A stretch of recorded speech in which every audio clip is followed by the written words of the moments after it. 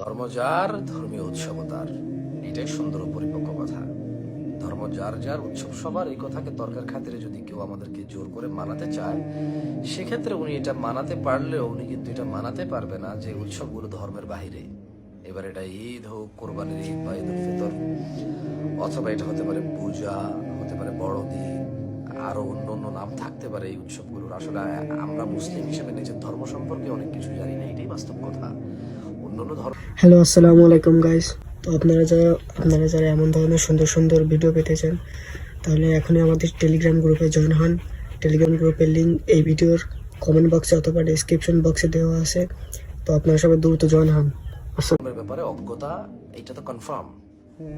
তারপরে কেউ কেউ বিজ্ঞ আছে, অনেকগুলো ধর্ম সম্পর্কে জানে, বাট অ্যাজ এ মুসলিম আমার মনে হয় আমরা যখন বড় বড় আলেম ওলামাদের প্রশ্ন উত্তর সেশন দেখি, তখন যে পরিমাণ কোয়েশ্চেন আসে, তখন এটা প্রমাণ করে যে আমরা মুসলিমরা এখনো নিজেদের ধর্ম সম্পর্কে অনেক বেশি অজ্ঞ, এবং আমরা নিজস্ব ধর্মীয় ভাবে অতটা শিক্ষিত না। আমরা, আল্লাহ আমাদেরকে জ্ঞান দান করুন। আমি আসলে আপনাদেরকে তুচ্ছ করতেছি না, আমি ক্ষমা চাচ্ছি, আমার কথাগুলো কেন জানি রং ভাবে চলে যায়, আমি একভাবে বলতে চাই অন্যভাবে চলে যায়।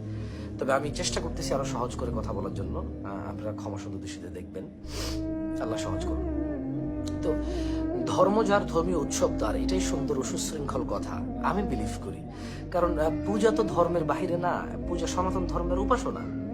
যেমন ঈদ, জুমা, নামাজ, রোজা মুসলিম ধর্মের ইবাদত, আলহামদুলিল্লাহ, এগুলো আমরা ইবাদত। ধর্ম যার, ধর্মীয় উৎসব তার, এটাই সুশৃঙ্খল এবং সুন্দর কথা। এখন এই কথাগুলো আসলে আসতেছে কেন? ধর্ম যার, উৎসব সবার, বা ধর্ম যার যার, উৎসব সবার, বা ধর্ম যার, উৎসব তার, কথাগুলো আসতেছে কেন? কথাগুলো আসতেছে কারণ যখন আপনি বলবেন যে ধর্ম যার, উৎসব সবার, এই কথা বলে যখন আপনি এমন কিছুতে ডাকবেন আমাকে যেটা আসলে শুধু উৎসব নয়, সেটা ধর্মকেন্দ্রিক উৎসব, এখানে যে কথাটা আসতেছে। তো আপনি বাংলাদেশে এমন কোনো বড় উৎসব বের করতে পারবেন না যেটা ধর্ম ছাড়া উৎসব। এভরিথিং ধর্মকেন্দ্রিক। যেমন আসলে উদাহরণ দিলে অনেকগুলো উদাহরণ দেওয়া যাবে। আপনারা বুদ্ধিমান বিচক্ষণ মানুষ, আপনারা, আমি আসলে অতটা গুছায় কথা বলতে পারি না, তবে আমি এতটুকু বলতে পারি, ধর্ম যার, উৎসব সবার, এটা সুন্দর কথা কেন? কারণ আপনি যখন চেষ্টা করবেন বলতে যে ধর্ম যার, উৎসব সবার, তখন আসলে আপনি আলাদা করতে পারবেন না যে পূজা উৎসব এটা ধর্ম না, এটা আপনি আলাদা করতে পারবেন না। তাহলে আসলে আপনি হিন্দু ধর্মীয়দেরকে বা সনাতন ধর্মীয়দেরকে আপনি তুচ্ছ করলেন, অ্যাজ এ মুসলিম হিসেবে যদি আপনি এটা বলতে থাকেন।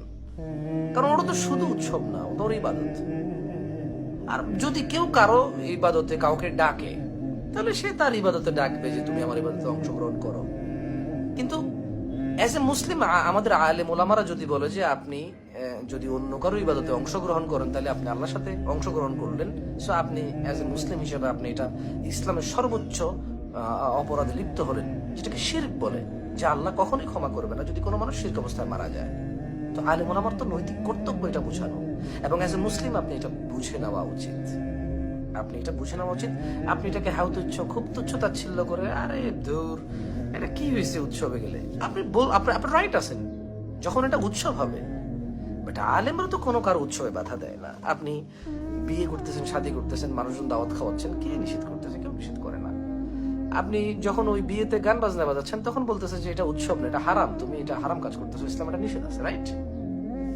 সো এইভাবে আসলে আলেম ওলামারা, যেটা অপরাধ, মানুষ অপরাধকে যদি অপরাধ না বলে, সেটাকে আলেম ওলামাদের কর্তব্য ওটাকে অপরাধ বলে স্বীকৃতি দেওয়া, এবং এটাকে এলান, আহ্বান করা, এবং মানুষকে সতর্ক করা। আপনি এটাকে হাউতুচ্ছ যুক্তি দিয়ে ফেলে দিতে পারেন না। ধর্ম যার, ধর্মীয় উৎসব তার। আপনি আগে প্রমাণ করুন কোনটা শুধু উৎসব, ধর্ম না, এন্ড দেন আপনি ডিসিশন নেন।